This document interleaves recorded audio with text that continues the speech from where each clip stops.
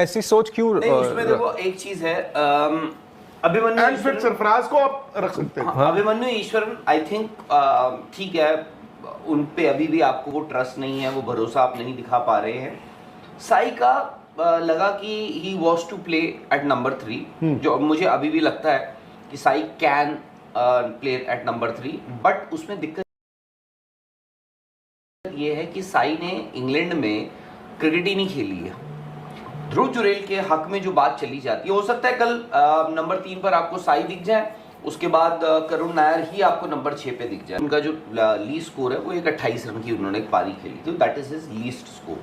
तो ध्रुव जुरेल के, और अब जो मॉडर्न डे क्रिकेट हो गया है ना, वहां पर जो विकेट कीपर होता है उसको हम विकेट कीपर नहीं कहते, उसको हम विकेट कीपर बैट्समैन बोलते हैं। आज की डेट में अगर आप ये बैटिंग लाइनअप देखो इंडिया का जो सबसे बड़ा मैच विनर है वो आपका विकेट कीपर ही है, वो ऋषभ पंत है, जिसने अपनी बल्ले से आपको मैचेस जिताए हैं, जिसने बल्ले से इंडिया को कितनी बार ऐसा हुआ है कि वो फाइट दी है जहां पे आपने ऑपोजिशन को स्केयर किया है, जब आपकी सिचुएशन ऐसी आ जाती है। भाई सिडनी टेस्ट मैच 2021 में जो ड्रॉ हुआ, वो तो एक टाइम पे यही था ना कि जब शुभमन बैटिंग कर रहे थे कि भाई इंडिया कहीं जीत तो नहीं जाएगा, उसके बाद आप ब्रिस्बेन जीत गए।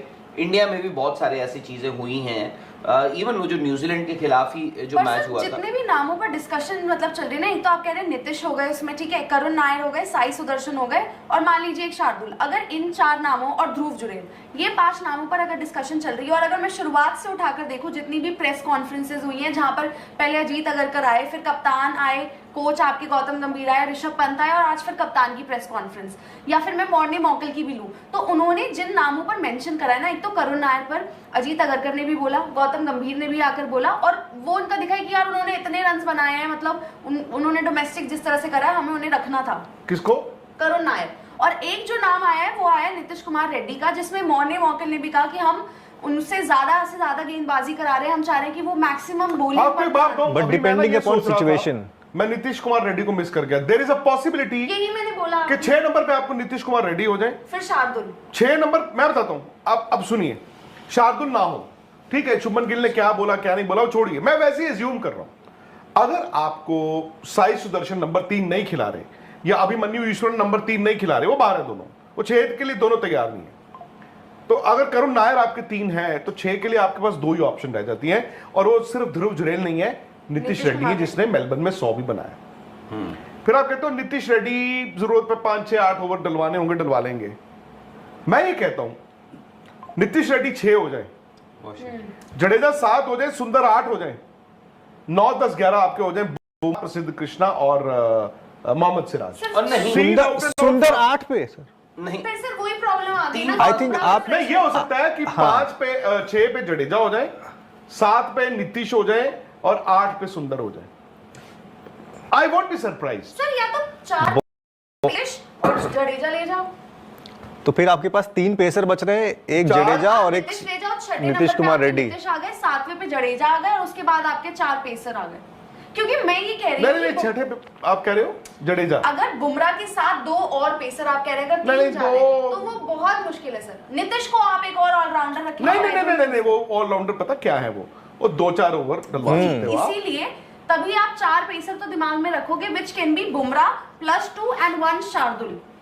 मेरे हिसाब से यही होना चाहिए। अब हो सकता है कि मतलब वही है कि वो लोग क्या आ जाती है कि आप साई, जो 2 बैट्समैन है आपके इस स्क्वाड में, साई सुदर्शन और अभिमन्यु ईश्वर, आप उनको लोअर मिडिल ऑर्डर में नहीं ला सकते, क्योंकि वो दोनों टॉप ऑर्डर बैट्समैन हैं। सर अभिमन्यु ईश्वरन तो शायद आप ही नाम उठा रहे हैं, या सर उठा रहे हैं, या हम में से कोई, नहीं, अदरवाइज कहीं डिस्कशन उनका है ही नहीं, और वो है भी नहीं, है ही नहीं, वो फिलहाल है ही नहीं, ठीक है।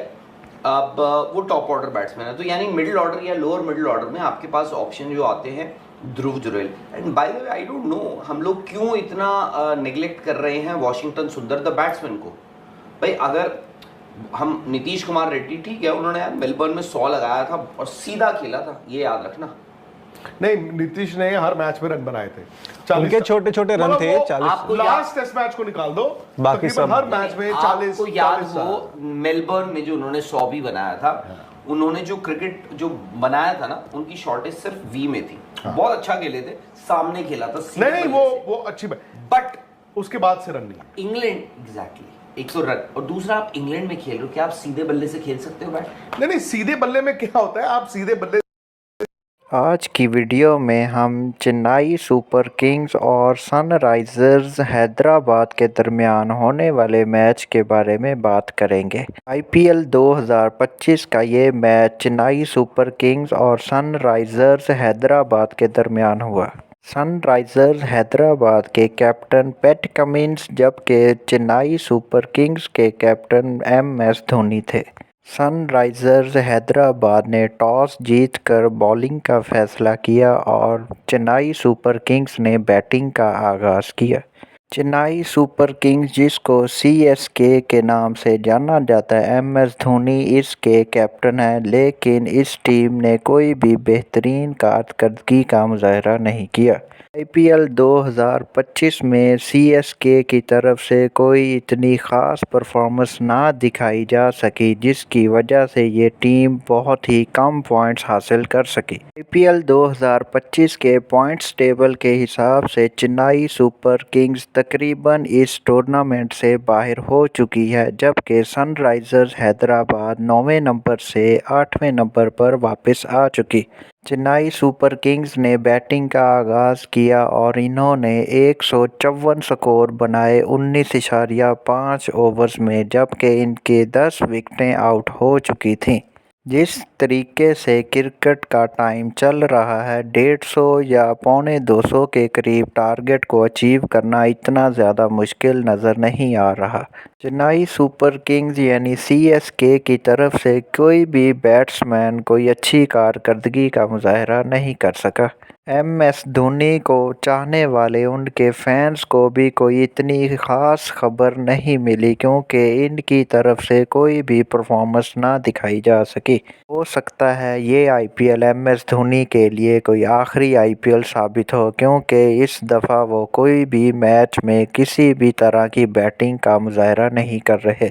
154 टारगेट को अचीव करने के लिए सनराइजर्स हैदराबाद ने बैटिंग का आगाज़ किया और इनकी तरफ से ईशान किशन ने बेहतरीन बैटिंग की।